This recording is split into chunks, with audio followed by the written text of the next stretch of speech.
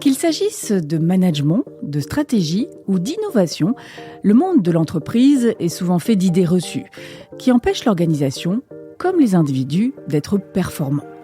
C'est ce que décrypte Frédéric Fréry, professeur à l'ESCP Business School, dans ce podcast « L'envers du business ».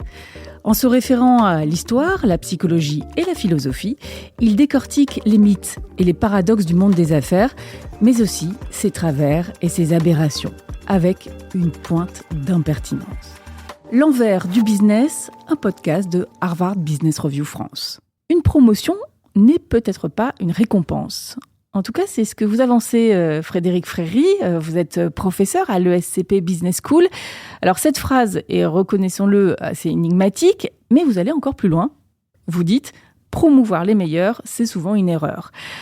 Pourtant, toutes les structures hiérarchiques, et notamment les entreprises, sont conçues sur ce principe fondamental. C'est-à-dire que ce sont les meilleurs qui sont promus progressivement à toujours plus de responsabilités et de plus hautes responsabilités. Alors, par ailleurs, est-ce que vous vous rendez compte, Frédéric Fréry, qu'en disant ça, vous risquez de décourager tous ceux qui travaillent d'arrache-pied et qui essayent d'être justement les meilleurs ? Alors, expliquez-nous, Frédéric Fréry. Oui, vous avez raison. Dans les entreprises, la manière la plus classique, certainement dans votre entreprise aussi, pour récompenser quelqu'un qui s'est montré particulièrement performant, c'est de lui donner une promotion. Un vendeur qui a des résultats particulièrement remarquables, une promotion va devenir directeur des ventes. Une consultante qui est très compétente va être nommée associée. Un chirurgien exceptionnel va devenir chef de service, et ainsi de suite. Le problème, c'est que ça, c'est très contestable. Parce qu'en fait, si vous faites ça, vous leur faites changer de métier. C'est plus le même métier. Là où vous pouviez exprimer, au niveau de démarrage, une expertise technique, de manière individuelle, et en prise directe avec le terrain, vous avez une promotion. Et là, vous accédez à un poste de manager. Et alors, dans votre poste de manager, votre tâche, ce sera plutôt de coordonner des équipes, négocier des budgets, recruter des collaborateurs et rédiger des rapports. Donc, on n'est plus dans l'opérationnel. C'est plus la même chose. Et si jamais vous faites partie des meilleurs managers, vous allez avoir encore une promotion. Et là, votre activité va encore évoluer. Maintenant, ce que vous devrez faire, c'est maîtriser des jeux politiques, allouer des ressources, participer à des réunions de direction. Et là encore, si vous êtes parmi les meilleurs parmi ceux-là, alors là, encore une promotion. Alors votre tâche, ça va être vraiment complètement différent. Ce sera de concevoir de la stratégie, faire des discours, puis alors interagir avec soit des investisseurs si c'est une entreprise, des autorités de tutelle si c'est un service public. Mais à chaque fois, chacune des promotions va impliquer des compétences nouvelles et des talents différents. Et il n'y a rien qui prouve que c'est ceux qui, au départ, étaient les meilleurs à l'échelon le plus bas, auront toujours ses compétences à l'échelon le plus haut. Non, mais en quoi ça pose problème finalement de changer de métier, de changer de compétences ? Parce que finalement, peut-être que ces experts se révéleront et seront bons aussi dans ces nouvelles compétences. Tout le problème est dans le peut-être. C'est-à-dire qu'on n'a pas vérifié. On n'a pas vérifié en voyant quelqu'un qui est très bon au niveau N, qu'il a des compétences pour être bon au niveau N+1, parce que c'est pas les mêmes. Et avoir surperformé au niveau N ne prouve absolument pas que vous allez être bon au niveau N+1. Oui, on lâche la proie pour l'ombre, en fait. En quelque sorte. C'est pas le même métier, en fait, tout simplement. Et on risque de commettre, en fait, 2 erreurs. La première erreur, c'est qu'on va se priver de leur expertise au niveau où ils étaient. Parce que finalement, au niveau où ils étaient très bons. Évidemment, ils étaient parmi les meilleurs. Et donc, si on les fait monter, ça fait un des meilleurs qu'on n'a plus.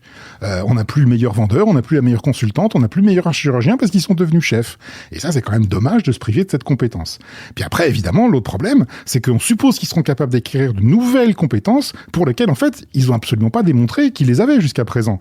Et donc, non, une promotion, c'est pas une récompense. Une promotion, c'est avoir un autre métier. Il faudrait apprendre à récompenser les gens autrement que par une promotion, parce que pour ces 2 raisons-là, ça peut vraiment poser problème. Alors justement, on retrouve d'ailleurs le même syndrome dans les grandes écoles.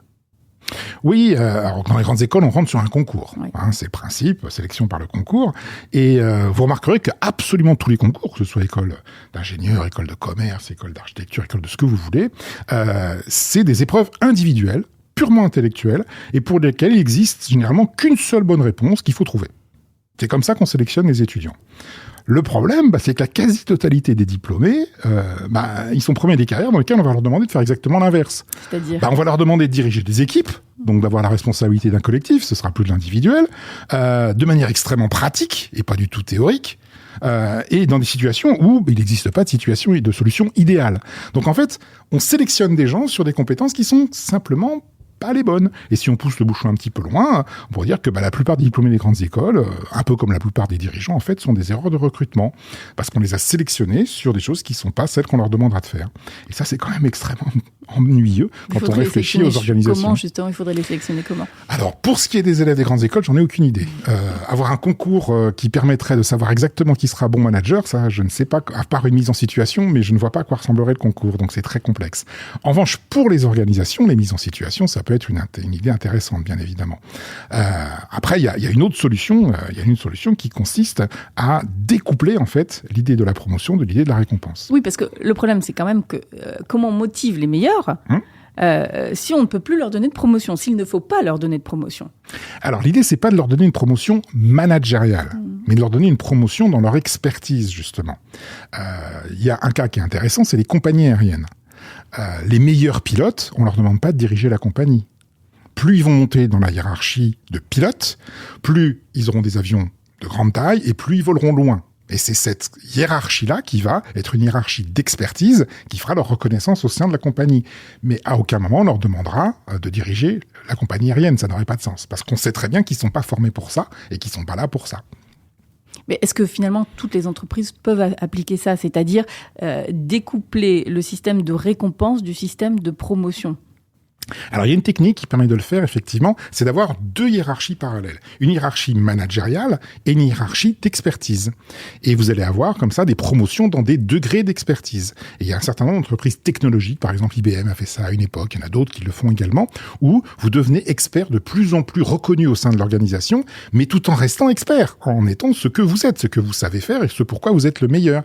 Et non pas en allant vers des responsabilités managériales pour lesquelles vous n'avez pas été formé et pour lesquelles vous n'avez pas démontré de compétences particulières. Oui, mais ça implique un a priori, un principe de base qui est que l'expertise soit tout aussi valorisée que la fonction dirigeante, la fonction d'encadrement.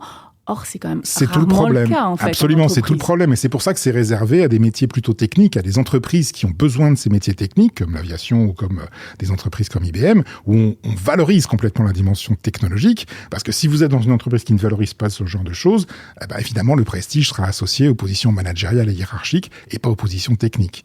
Mais on peut le généraliser à d'autres types d'organisations. Ça pourrait être fait aussi dans les hôpitaux, par exemple. C'est un peu fait dans les hôpitaux. Très honnêtement, il est assez rare qu'un médecin dirige un hôpital.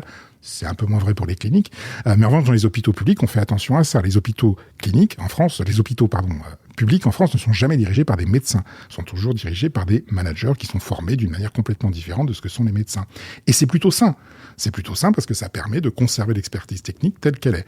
Bon, ça veut quand même dire qu'il ne faut pas exagérer quand même, parce qu'un directeur de service qui est un médecin a quand même des responsabilités managériales non négligeables. Donc ça veut dire que quand on est un excellent expert, on n'a aucun intérêt d'accepter une promotion qui amène vers des aucun intérêt, je ne sais pas, parce que peut-être vous les avez aussi, ces compétences-là. Le problème, c'est jusqu'à présent, vous les avez pas démontrées, vous ne savez pas si vous les possédez véritablement. Peut-être les avez-vous. Peut-être ne les avez-vous pas. Et peut-être seriez-vous resté beaucoup plus heureuse à un niveau technique où vous saviez très bien faire ce que vous faisiez et vous étiez heureuse de le faire.